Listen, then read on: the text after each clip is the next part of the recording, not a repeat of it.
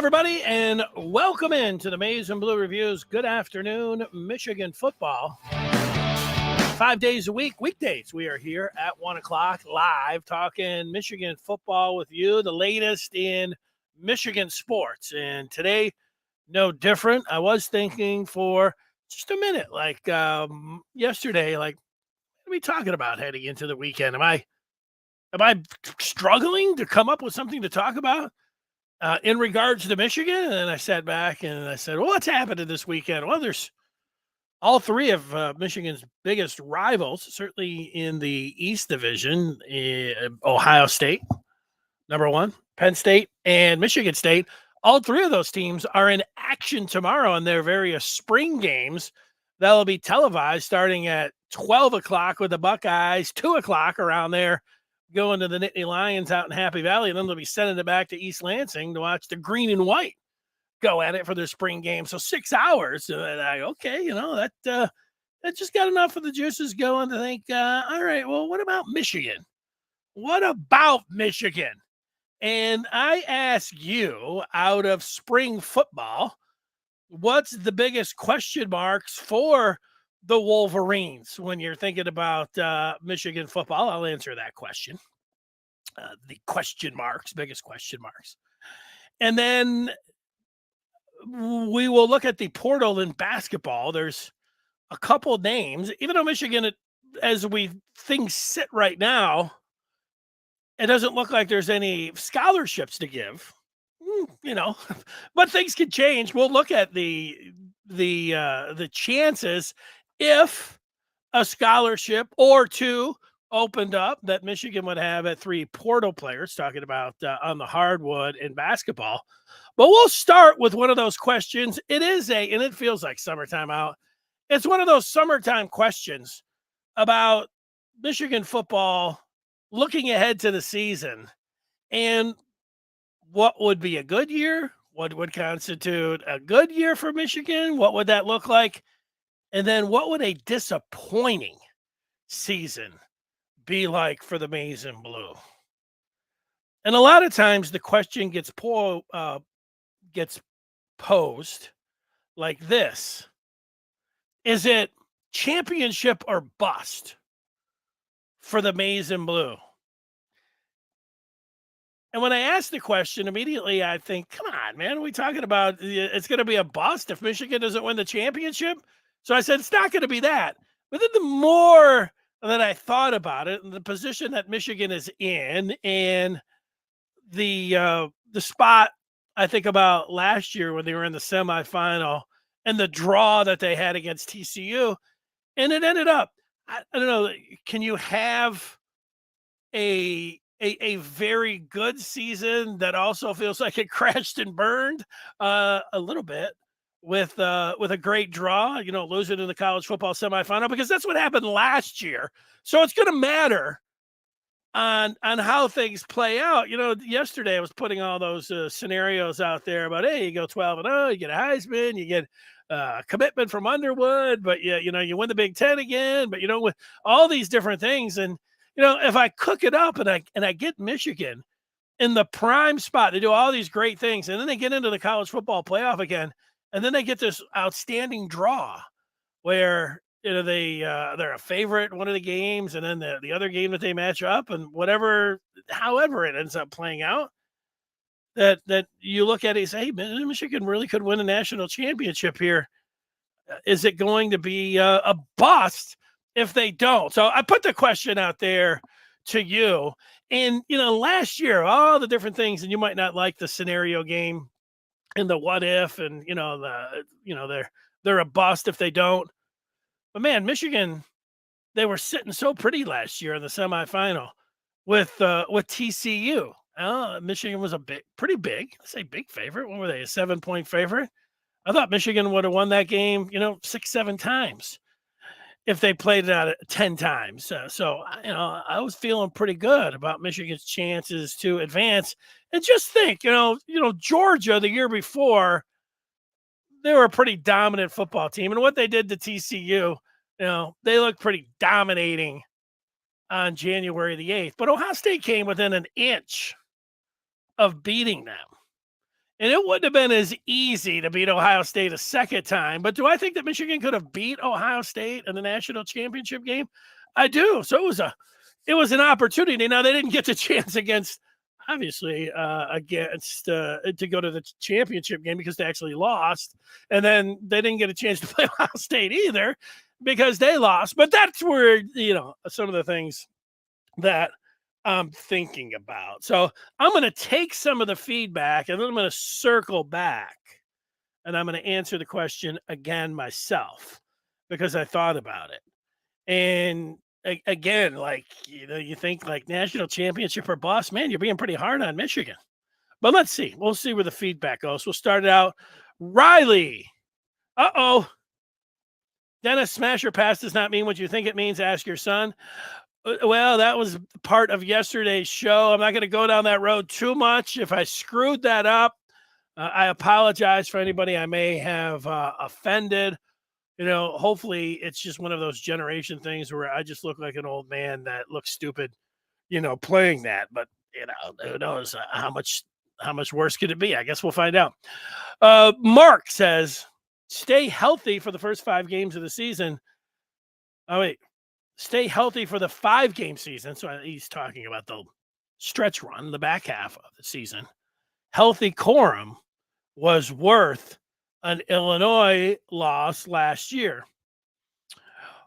Well, yeah, and so I'm playing the game. So now you're playing the game, which, is fine, Mark. Yeah, you're right. Michigan really didn't need that game against Illinois because if they would have gone on and they would have beat Purdue, they would have got one of those spots in the college football playoff. And then under your scenario, because it wasn't against Illinois, Corum would have remained healthy. And then, Michigan would have had Blake Corum for not only the Big Ten title game, which they didn't need him, obviously, but they would have had him for TCU. And then the result could have been different.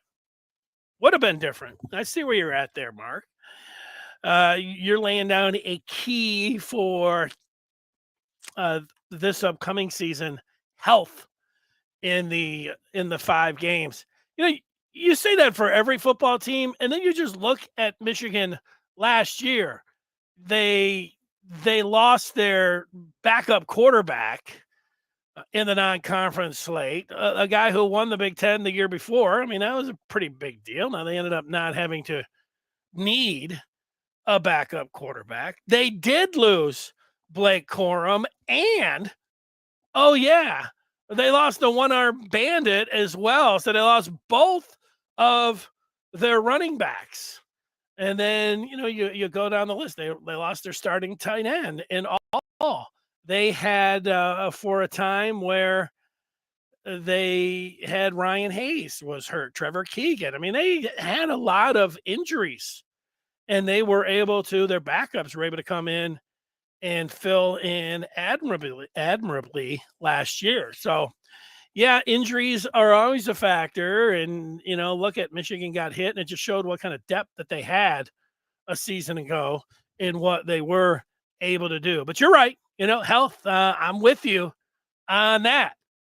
Andres, Jason, Mark adding that durability.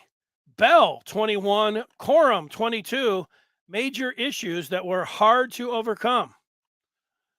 Bell, 21, Corum, 22. Oh, in the season, 21. In the season, 22. Yeah, it's hard when you lose key players. There's no doubt about that. I'm going to agree with you. I don't have that. I don't have an argument. Like, if you're telling me that durability, staying relatively healthy, having your big guns in the big games is a key for Michigan this year, I'm going to agree with you. I'm right with you. It's right at the top. Not that a lot of times people say it goes without saying, but no, we're going to say it. And I'll just add, having J.J. McCarthy play in the big games this year and being, as close to 100%, I'm going to go ahead and say that's going to be key. Richard only has a few today. He's heading to the doctor. Hey, well, hopefully that's just maintenance, Richard, that you're going in for. The doctor will take a look at you and, he'll He'll say, "Hey, clean your ears a little bit better, and come back to see you next year. Give you the clean bill of health, and let's go." My mom always, moms will say things when you're going to the make sure you're clean behind your ears. Really? I don't know. She like never told me that. Never told me that at any other point in my life, except maybe when I was going to the doctor. Like clean behind my ears, clean not behind my ear. Maybe she'd tell me to wear clean. This was really young. I don't think she had to tell. Hopefully, she'd tell me, "Hey, maybe you want to wear some clean underwear too." So there you go, Richard. Wear some clean underwear and clean behind your ears. Riley already skipping ahead to the question about biggest question marks, and he will say it is the backup quarterback. Easy. Yeah, I see why you say that. That is not what I picked for the biggest question marks coming out of spring because I feel really good about backup quarterbacks. And they say, backup quarterback's not that big of a deal until you need one, and then it becomes a big deal. And if you're talking about more than a game or two, then it becomes a really big deal. But I don't know, Davis Warren, Jack Tuttle, Alex Orgy, those three guys. I feel like they're in a pretty good spot. And then they got a guy Tuttle, captain, guy in Indiana, has got some experience. Yeah, he was turning it over. You're not going to be able to do that. Like he was in the spring game. Ball security is going to be number one. And, Warren, who knows, really? Warren's got a nice arm. Let it fly a little bit. But, for a game or two and a spot or two, I actually feel pretty good about Michigan's backup quarterback situation. Orgy, who knows what they've got there, Richard, let's get right. Richard's going to the doctor, so he's letting a couple feedbacks fly. He says Ohio is having a quarterback crisis. Just be thankful for what we have. Well, let's check it out tomorrow. Let's see. Are they going to be calling it a crisis with McCord and the dudes when they get Brown or whatever? We'll see. I'll be checking in. I don't know if I'm going to watch 3 straight spring games, 6 straight hours of spring games, but the recorder, the DVR, is going to be running for 6 hours. So we'll see what it ends up coming up with the Buckeyes, the Nittany Lions, and the Spartans. Richard's saying that Michigan is blessed with a cornucopia of talent.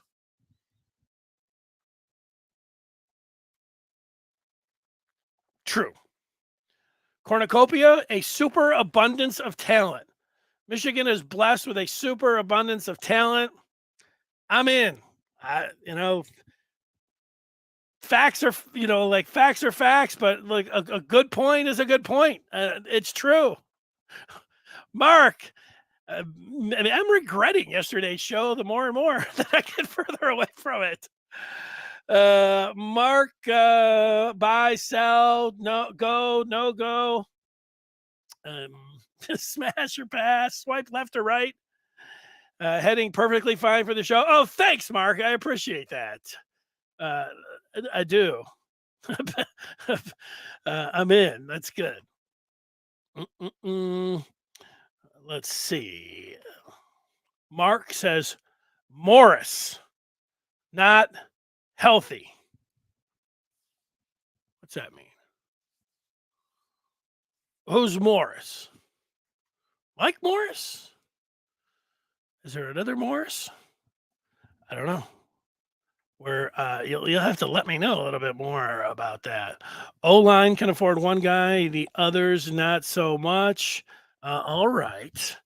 We're talking injuries. People know maybe something a little bit more than I do. Not really sure, where it's happening or not. Richard's good to go for the doctor. A good thing to do when you get to the doctor, they put you in the waiting room, is firing up Good Afternoon Football, Richard, and rewatching it while you're sitting there. And if you have anything, they've got all the magazines and everything over there, but you've got your phone. Fire it up. Fire up some Good Afternoon Michigan Football. If you missed yesterday, you want to smash that show.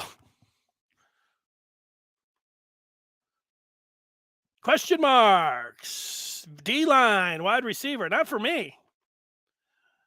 Rashad, non-conference, 80% run, 20% pass.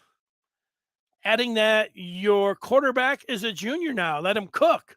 Ooh, that sounds like an entire show, Rashad. It sounds like an entire off season. What should Sharon Moore, a former offensive lineman, an offensive line coach, a co-offensive coordinator last year, but now his hands on the reins, on the controls of what Michigan is going to do in terms of play calling, how they're going to go after it. I thought last year with Cade McNamara, with J.J. McCarthy, with two running backs in Corum and the one-armed bandit, both, adept at catching the ball out of the backfield, all the different wide receivers they had, Ronnie Bell coming back, the two tight ends.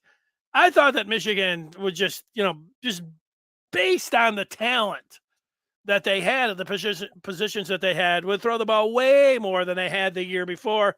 And that wasn't the case. They kept handing it off. I suspect that Michigan is going to do a lot offensively. The game plan is going to be very similar to what it was last year and what it was the year before.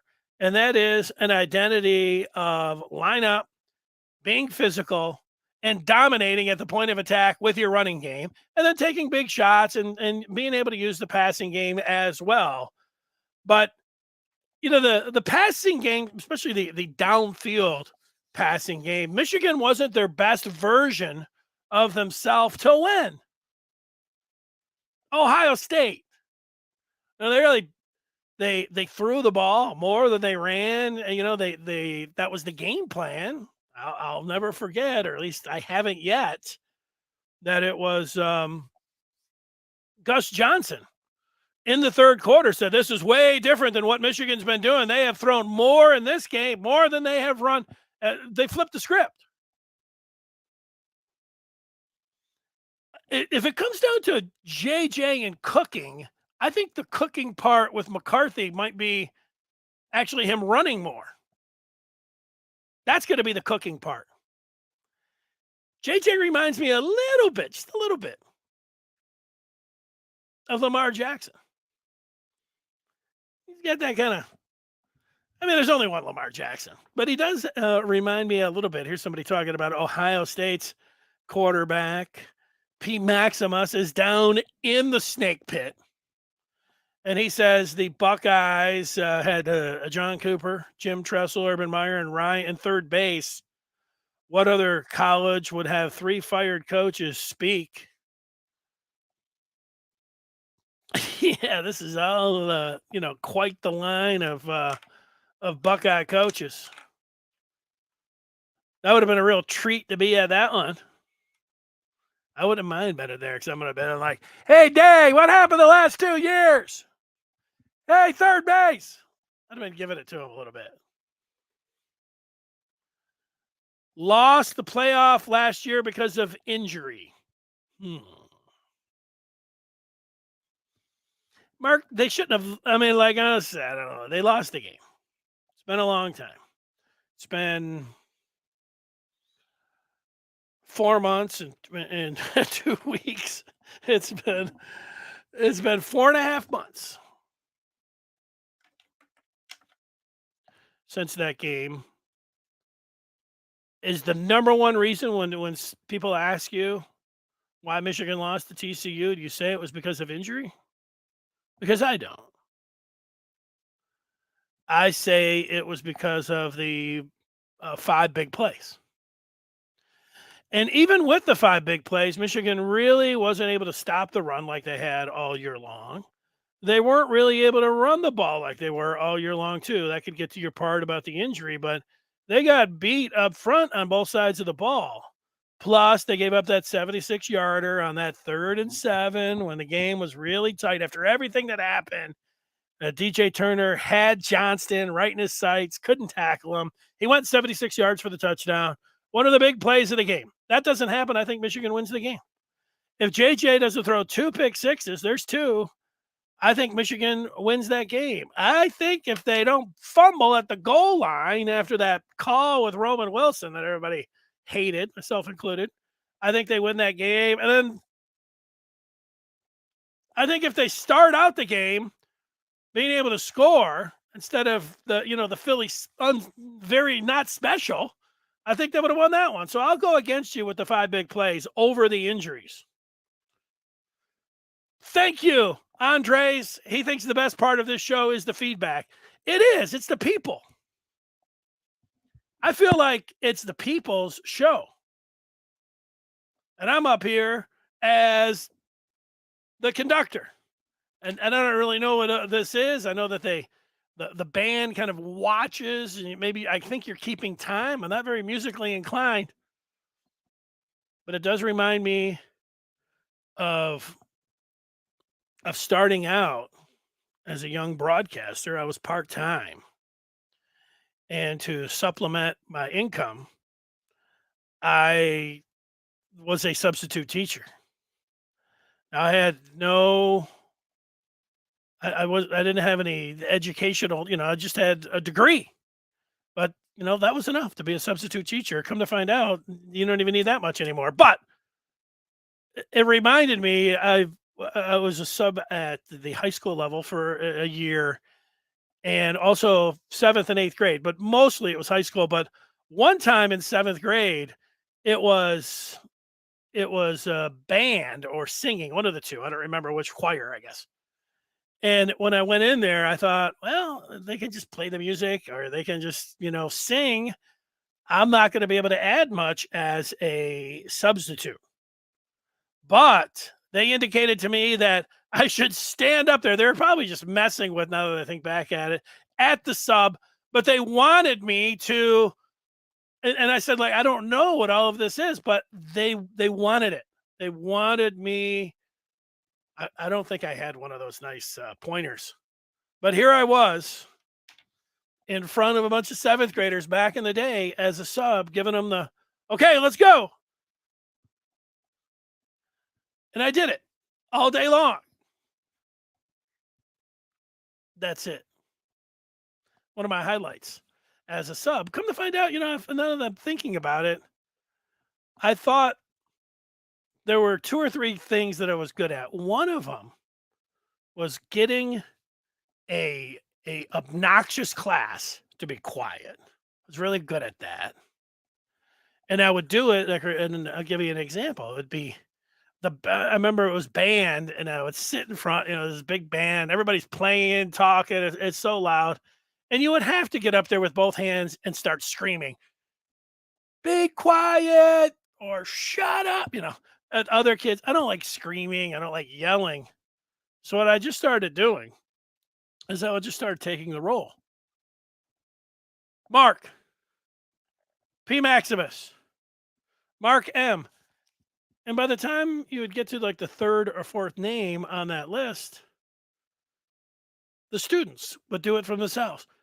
They would do all the shouting and screaming. And by the time I would get down to I don't even have to get to the C's or D's, everybody would be quiet. And then I'd run through the rest. And my favorite part, which I thought was going to be good for a broadcasting career, is I would spend time looking at the roster of names, and if there was a difficult one, I would well, how would that be said? And I would write it out so I could rip through the names pretty good, like I was a PA announcer. Richard S. Makowski, Maximus, Martinez, Bradshaw. All right, let's continue on. Andre says he gets the desire to open up the passing game, but Michigan can beat all but 2 teams handily, running and being conservative. I still want to see more play action and RPO on a consistent basis. Here's Montrell. I blame the coaches.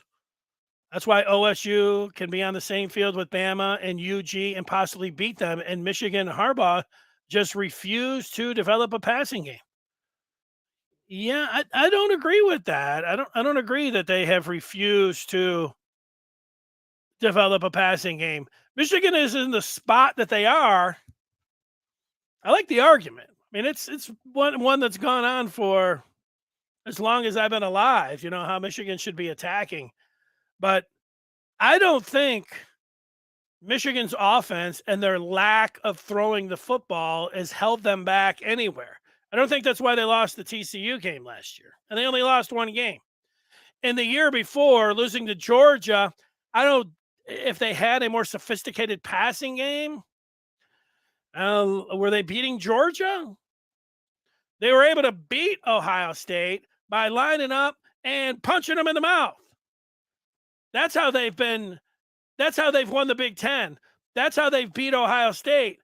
That's how they have been able to get to the college football playoff, by being physical, by lining up and smacking their opponent upside their head.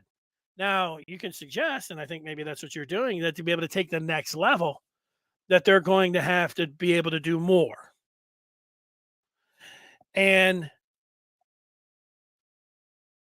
I think Michigan, if there is a model out there, Michigan's Michigan. But Michigan is a lot like Georgia. Georgia has won the last two national championships. Have they done it with, by letting Stenson Bennett cook? Is that the way that they did it? Or did they go out there? Now, they have outstanding athletes, fabulous defense. And I don't know if Michigan's getting better in that regards.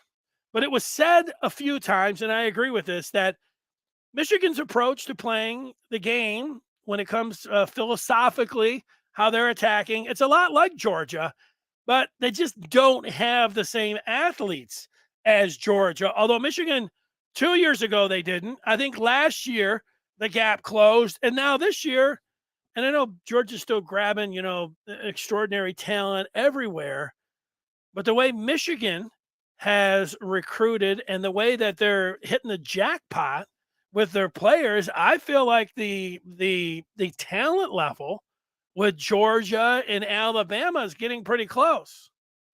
Now, if you just pull out the 5-star manual, I'll lose at that one. I get it.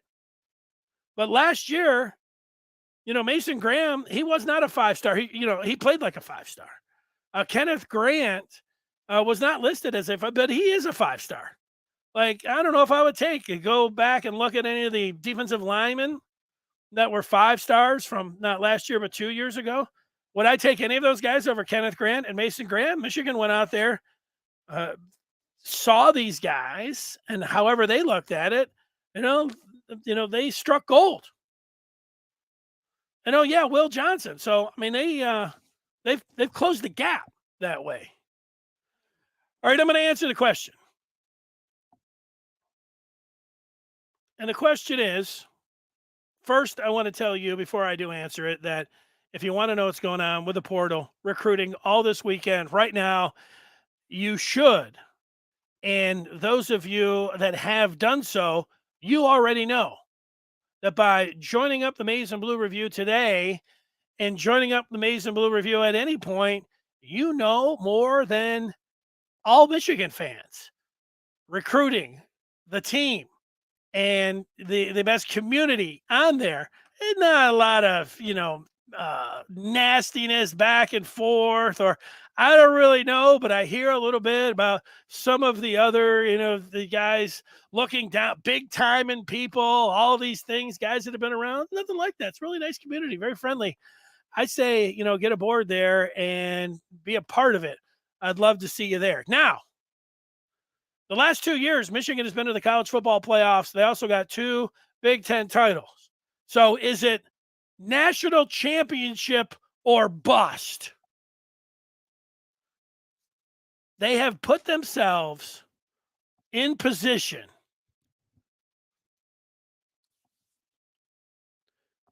where it is very close to that. Now, you got to see the matchups. So and this is sound like I'm taking a little easy way out. I won't. I'll come back to it. I'll answer the question, and the answer is no. It's not national championship or bust because you don't know. People have talked about injuries. You don't know about the opponents. You don't know how that season's going to go. Michigan can have the best season. Right now, it does feel like that. Now, you can say right now, but what about right now? It does feel like that. I'll tell you where the bust part or the disappointment would come in. And it was only a couple of years ago where this would be like close to a dream scenario. If Michigan, they were 12-0 last year in the regular season and then 11-1 the year before. If Michigan went 10-2 this season in the regular season, and they weren't able to get to the Big Ten title game, probably not, and then probably not. No two-loss team has made the college football playoff. That would be a disappointment or bust, if you will. That's just the kind of team that they have. Would I say would it be a bust if Michigan went 11-1, but didn't win the Big Ten tournament and didn't get into the college football playoff? One little measly loss, a bust. So that's where I have the hard time. What if you play a great game and you lose and, not a bust, disappointment, yeah. But I come back to it all because they have been the last 2 years, because they have beaten Ohio State. And now they have, as I sit here, the reason I'm going to answer the question, yes, when people pose the question over the next 3 or 4 months, is this a national championship or bust? I'm going to have to say yes. Because where Michigan has been the last 2 years, the expectation now, this is Michigan's, it feels like their best chance to win a national championship. They have J.J. McCarthy as their quarterback. They have Jim Harbaugh as their head coach. We don't know next year. It's very easy to see both of those guys going to the pros. It can happen. Harbaugh has left his contract out there in plain sight. Everybody knows what that means. We hope he stays forever, but he could be in the pros next year. Same thing with JJ. And college football, if anything, it's about the head coach and it's about the quarterback. Michigan's got a great quarterback right now, and they've got a great head coach. They're a top 5 program. They are never going to have a better chance than they are this year because of just those 2 factors. I don't even have to go any farther. They've got the quarterback and they have the coach. What else? They've got the schedule. They've got a super easy, breezy non-conference schedule that they can play anybody they want. And then they have Ohio State at home. Sure, they've got to go to Penn State. That's going to be a rough one. Maybe Nebraska, maybe at Minnesota, maybe at Maryland. Yeah, it happens. But this is a very nice schedule for Michigan. So they've got the quarterback. They've got the head coach. They've got the schedule. Oh, yeah. They've got some of this top-end talent that looks very much like a championship-type talent. Blake Corum. Donovan Edwards. Let's go. They've got the line play. This team is stacked. This particular team, might be the best out of the last 2 years. The 23 team might be better than 22 and better than 21. I think McCarthy's going to be better than he was last year, and I think McCarthy will be better than McNamara. So just with the quarterback position. I think the line can get there. I think the offensive line can get there. I think the tight ends can get there. And the running backs, I think the combination of what they have going right now, I loved Haskins. McCorum and the one-armed bandit. And then this defense that was not supposed to be as good as 21. Just with, there were a couple big things that came out of the spring game. Peyton O'Leary was fabulous, and the true freshman Benjamin Hall was. But Josiah Stewart was way up there. as a guy that can flatline get to the quarterback. Big time. Edge. I think they're ready. I think they have the best chance. So answering the question, and sometimes it sounds like it's a mean question or not a fair question, but I'm asking it anyways. Is it national championship or bust for Michigan this year? Yes. The answer is yes, it is. As much as you could enjoy a 14-0 team that could lose in a national championship game in overtime and somehow say it was a bust, I get it. I'm in. With the talent that they have and the opportunity that they have this year, this could be their best chance to win a national championship. So I am in on that. All right. Out of spring football, what is Michigan's biggest question mark? There were a lot of people talking quarterbacks, and there is, I have one. I have two, and I have listed them. I think field goal kicking is the biggest question mark with this team. Now, they might end up being just fine, but they have lost the greatest kicker in this team's, long history. Jake Moody was the best. So replacing the best is going to be difficult. Maybe a true freshman left footer out of Huron and Ann Arbor will be able to do it in Adam Samaha. Maybe it'll be the preferred walk-on CJM, Cordell Jones McNally, or maybe it'll be a transfer portal kicker. I'd imagine that there is such a thing, but that'd be a nice place if you had a stick of dynamite in your leg and you're thinking, man, I can kick the ball from here to eternity. I want to get on a championship team. Boom, maybe. Field goal kicking.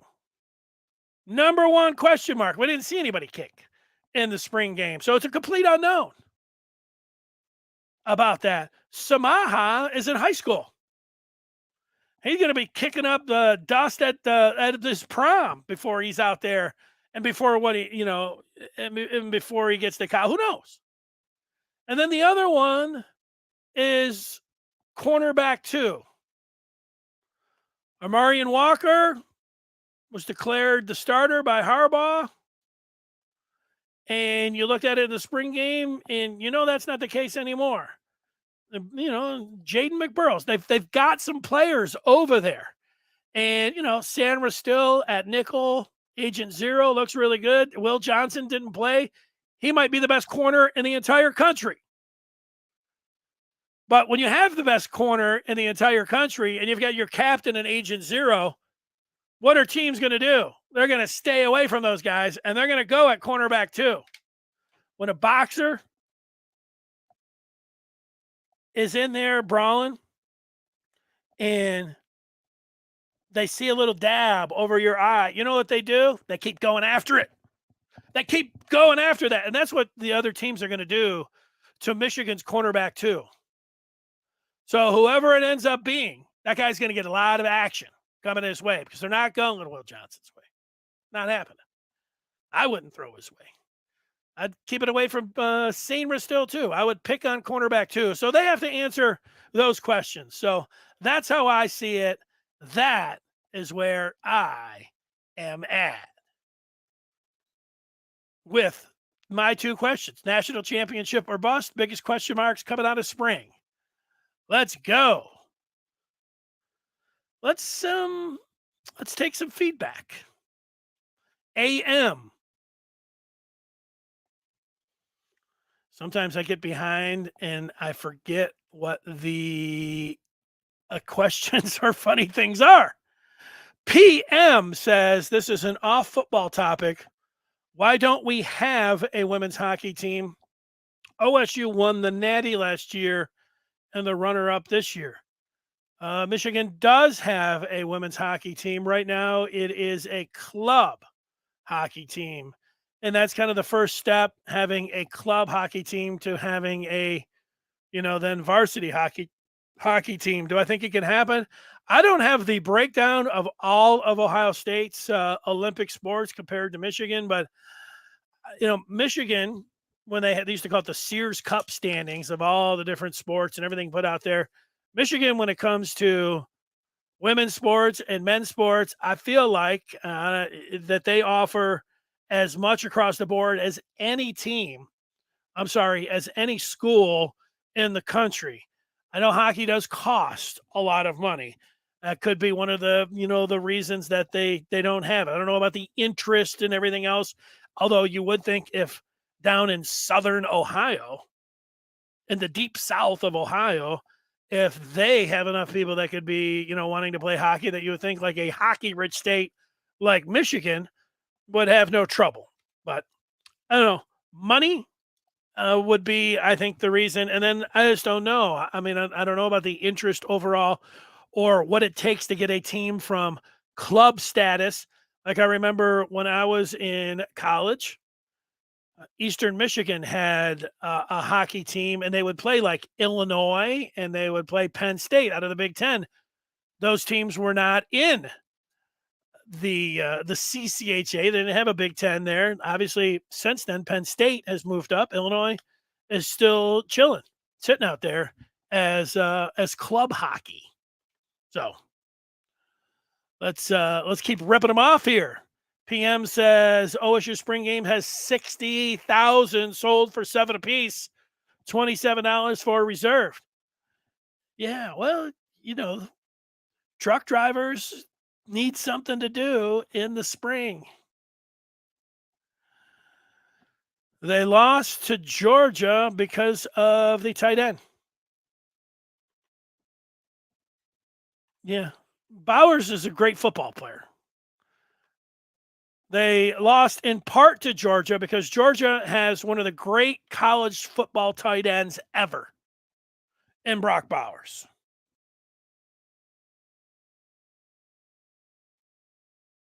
I don't know. Who's better in college that you would think about? Who are the great college football tight ends?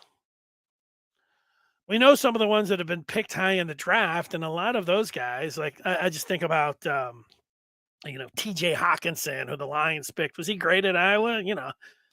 He was all right, but you didn't sit around thinking, oh, this guy. Bowers is one of those guys where you think about, this guy is awesome. OJ Howard, when he was at Alabama, felt like that. Who else?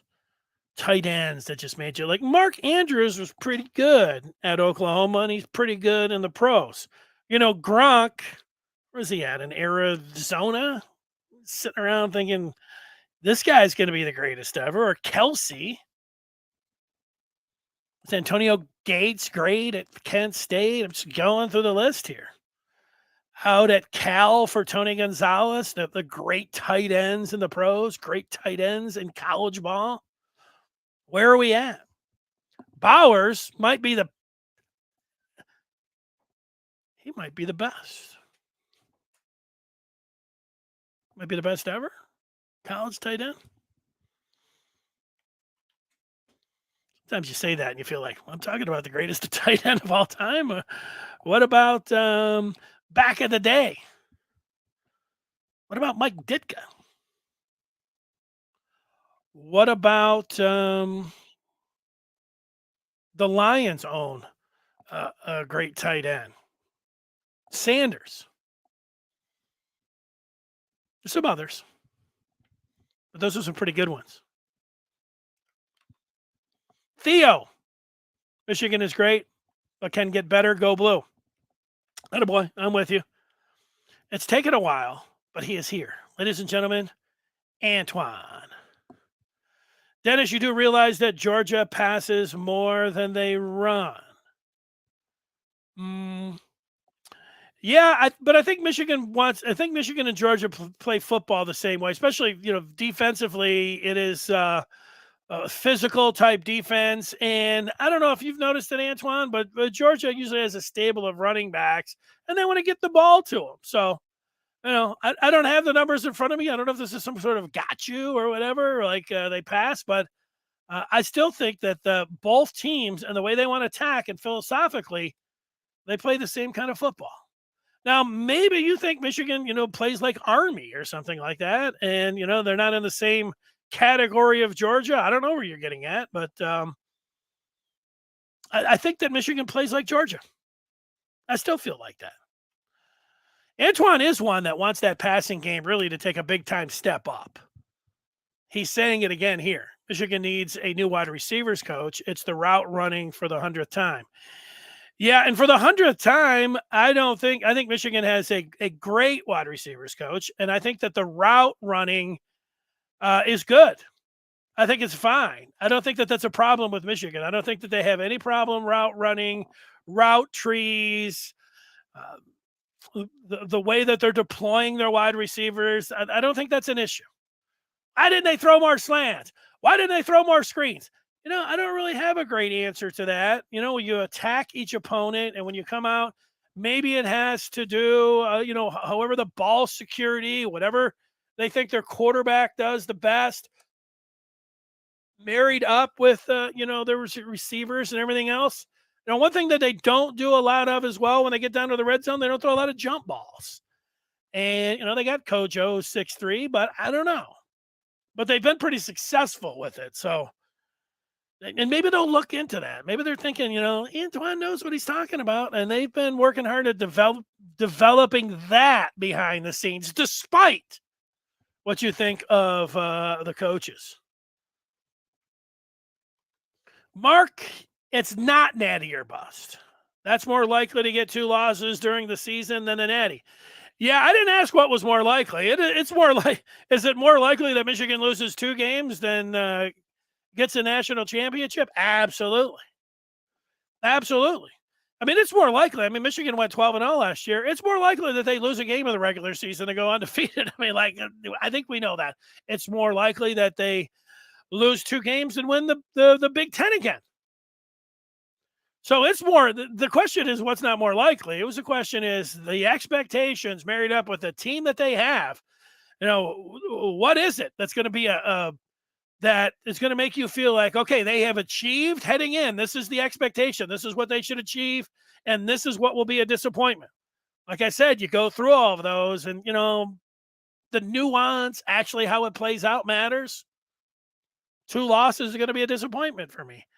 One little stinking loss it's going to be a disappointment. And the bust part is where you feel like you need to go in there and there's something like people need to get fired. But not with this particular way that I'm saying. It's like it's their best chance to win. They're sitting over here. You go through it again. Coach, quarterback, schedule, big time playmakers. They've got it. They've got it. Richard has already made it to the doctor's office. All right.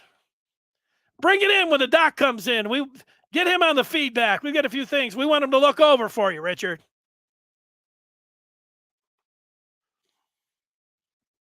Andre's arguing a little bit with Antoine. I like it. They run more RPO. Michigan winning the matchups.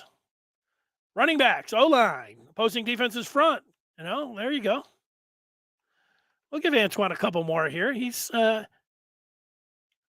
thing that I don't like about Antoine is that the last few things where he, was harping on and going after, he has been right on. So hopefully he is not right about this one. I can't be right about everything.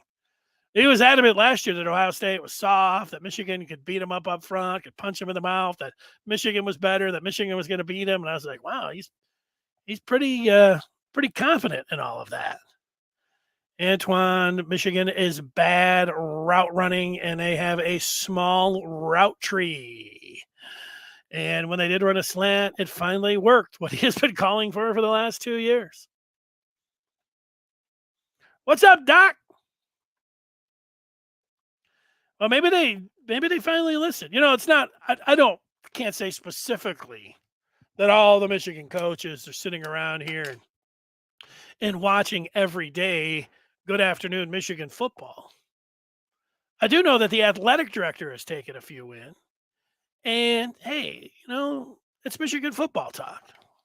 Where else are they going to be listening? Go through a few more as we get down here. We've got OT's biggest question. He's going to left tackle and cornerback too, so he agrees with me. He's meet me halfway. Left tackle. That's where what Ryan Hayes was last year. Who are we looking at? OT. Carson Barnhart got a few starts under his belt. He was over there at right tackle, but in the spring they had him over there at left. Who else are we looking at? Hinton, transfer from Stanford. He's in the mix. Big Henderson, who's also a transfer who wasn't in from Arizona State. There's 3 guys. And then they probably have another 4 that we could talk about over on the right side. Trente Jones was the starting right tackle. So then you go through all those other guys. I don't know, when they say best 5, and they'll probably have El Hadi stay in the interior of the offensive line. But I just wonder with Keegan and Zinter if El Hadi might be in the mix up. I just thought of that. I think I've asked Scar. I think he's said that he believes that he would stay inside. Mark is talking about a transfer to the lefty being. This doesn't make sense to me. Sorry, Mark. Sometimes I understand what you're talking about, and then other times I don't understand.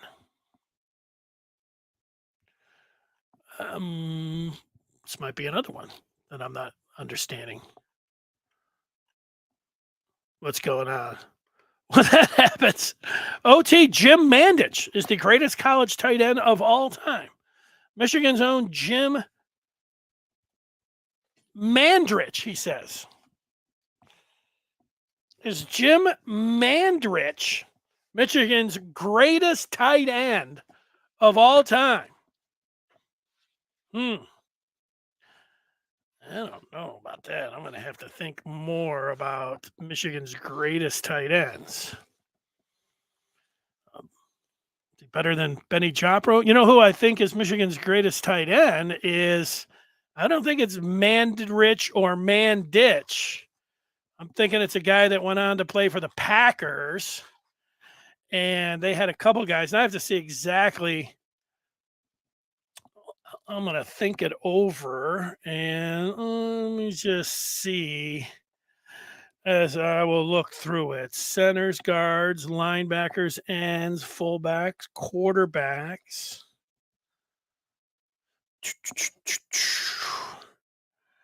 Michigan All-Americans. Never have any Heisman Trophy. Let's just see here. Going back, Jeremy Tooman from 97. He wasn't too bad. But I'm going to get back, and I'm going to really go back for you. And we'll just see what they have to say. Greatest tight ends of all time. We've got, no, he was an offensive tackle. And James Mandich, 1969, great pass catching, good blocker. He was an academic All-American, along with an All-American. 10 receptions for 156 yards. Captain, 6'3", 220. An All-American from Ohio. So you're in the clubhouse with Jim Mandrich. Okay. Now, I'm going to go a few years before that, and I am going to look at Ron Kramer. Let's see what position they had Ron Kramer playing. He was an All-American 1987. Now, this is the name that I wanted to come up with. I'm just not 100% sure. He was a two-way player, offensive end, running back, quarterback, kicker, receiver, often in the same game. Benny Oosterbaan. I'm going to say Kramer. Kramer went on and played in the pros as a tight end. I'm going to raise you Kramer, OT. The great Ron Kramer, number 87 over Jim Mandrich. Maybe some of the old timers could jump in and say they could get in there. Dooney Dunn's partial to Aaron Shea. I liked Aaron Shea myself.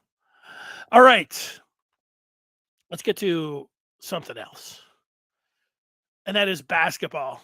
You may have seen, Michigan, they've picked up a few. Mm-mm-mm. Let's see. All right, 3 portal targets for Michigan.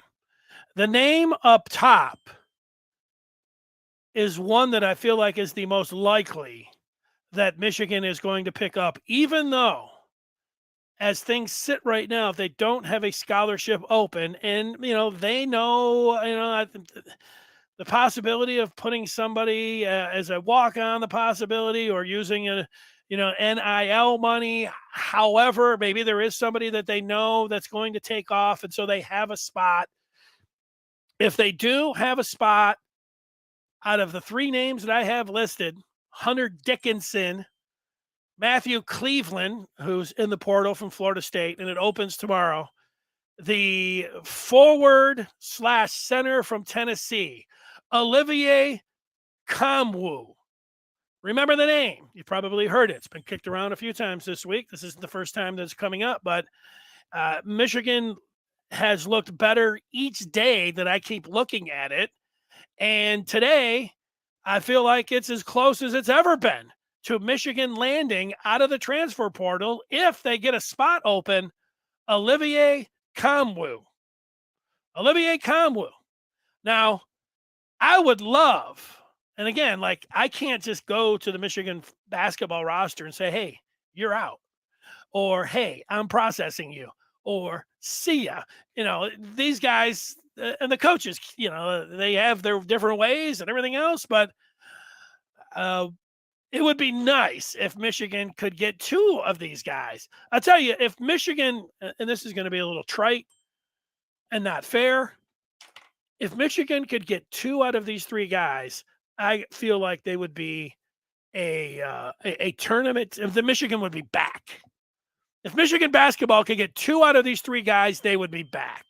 And I feel like they are going to get Olivier Kamwu if a scholarship opens up. Cleveland was a former 5-star that Michigan ended up a bridesmaid for, and he went to Florida State. He has had success. People want to say, well, what is it going to come down to?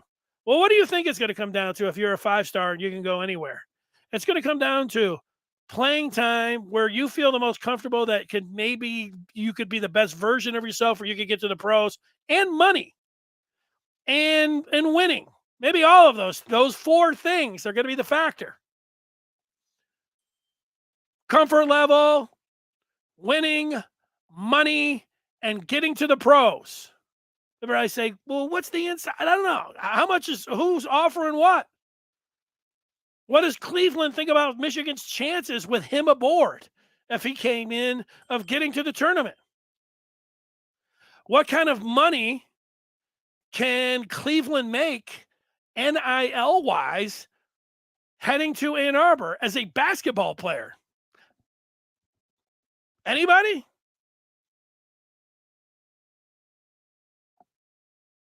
He can probably, and honestly, he can make more money, especially early, if he goes somewhere else. I don't know who's lining up, to pay off Kamwu. That's why he seems the most likely. It wouldn't surprise me if by Monday we were sitting here talking about Michigan getting Olivier Kamwu, and one of the Wolverines, whoever it is, transfers. He's in the transfer portal. Remember, the portal opens tomorrow. Keep an eye on that portal. The last name on there is the one that you're most familiar with, and that is Hunter Dickinson. Dickinson has remained an option, a possibility. He's taken a look at Georgetown and Maryland coming up, and then he's going to talk with Michigan again. I don't know where the money's at. I don't know where his mind is at. Who knows about it? A little bit weird, him coming back. Did he burn bridges? I don't know. Like 2 of the guys on the team, Cheddar and Jace Howard both had some things online to say about him. What was it? Cheddar put a picture of some flowers up and said it's not always greener on the other side, something like that. I saw the. Seems weird to say it would be flowers and not grass, and say the grass isn't always greener, but it was something like around those ways. He took a shot at him out the door. Grass isn't always greener on the other side. Now, is that going to be a lot to overcome with one of your teammates? And I think maybe Jace, I don't know what Jace said. Maybe he just liked the IG post. People are into that. Oh, he's taking a shot at him. Look at. If those two guys were starters, it's about status on the team. We can just boil it down and be honest.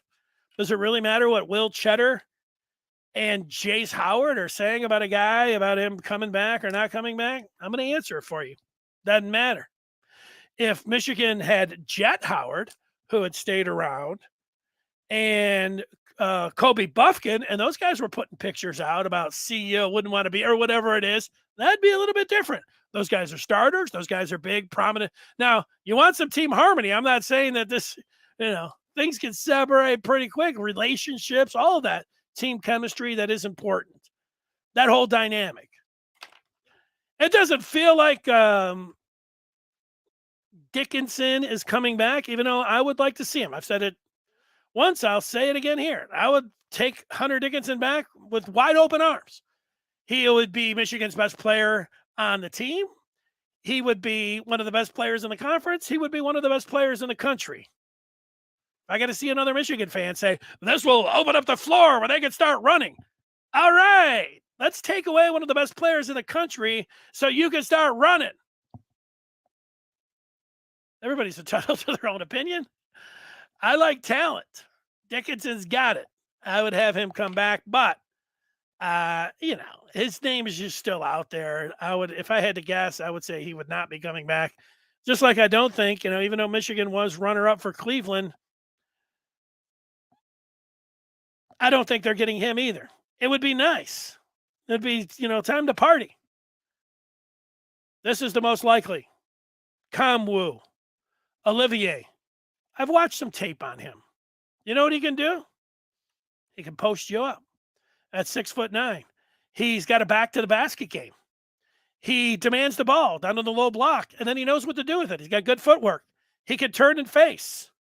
He does his damage from 3 or 4 feet away from the basket. Yeah, he can also step out, but he is a low post player. Mark it down. And he's the guy that I think Michigan is most likely to have back. Is Hunter really considering coming back, or is this just wishful thinking? Has he said anything himself about it? He has kept communication lines open with Michigan. I don't know if he specifically said that on his podcast or not, because he did say specifically that he was going out to Georgetown and Maryland, and maybe he said he was going to talk to Michigan afterwards. But Hunter's got plenty of people that are still connected with Michigan that he picks up the phone and talks with, and they come out and speak for him, which is fine. And he has said as much that he is still. So it's more than wishful thinking. There's a chance, albeit I would put it as a small chance. Kind of feels like once you leave, it's kind of tough to come back just from that part. A gut feel with that as well. So, and then if you're out there, and Michigan doesn't have any spots. It's like, even if he wants to come back, I don't know. Can Michigan just, go push somebody out? People keep saying, well, just take Jace's scholarship away. I don't think that's going to be very easy. You go up to a guy you gave a scholarship to, your son, and then, you got to take the scholarship away. It's kind of like putting a big dunce cap on him.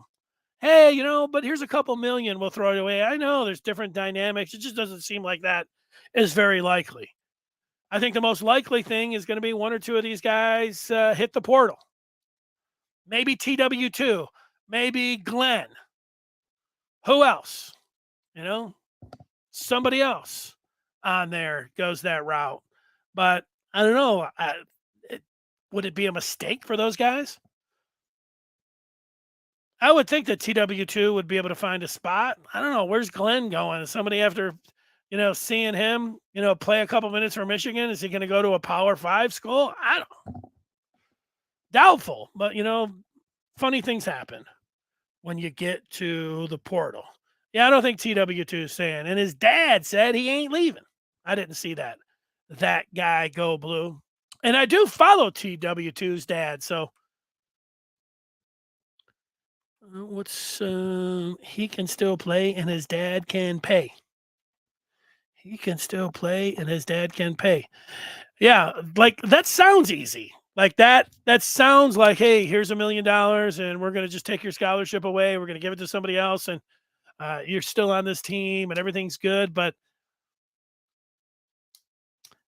I don't know how to compare it. You're a scholarship player and then you get it yanked for performance to get somebody else. Whatever you think about that in a son and dad relationship, I'm just going to say, I'm going to guess that is not going to happen. That's my guess. We got our own basketball guy that's dialed in here because he was saying that Dune Edun that Hunter's visiting the Jayhawks next week. So there you go. I do believe he is trying to get paid. He's trying to see who's going to give him some NIL money. And maybe Michigan at the end will, scratch some together and, be able to hook him up. Well, here we are at the end of another show. I'll be DVRing some spring games tomorrow. There's a point where basketball's over, the Masters over, and you say, oh man, it's 80 degrees outside, unseasonably warm in Michigan. It's like, wow, it's going to be a long time. Football will be here before you know it. Tomorrow we got 3 spring games. We'll look at anything interesting that happened in those games, Michigan's big rivals, and then we'll be back here on Monday, and we'll be talking about it. I appreciate everyone for getting in and responding. It's a lot of fun. That's why we're here. Fun and football and Michigan sports. Thanks so much. I'll see you Monday at 1:00. Until then, everybody have a great weekend. Bye.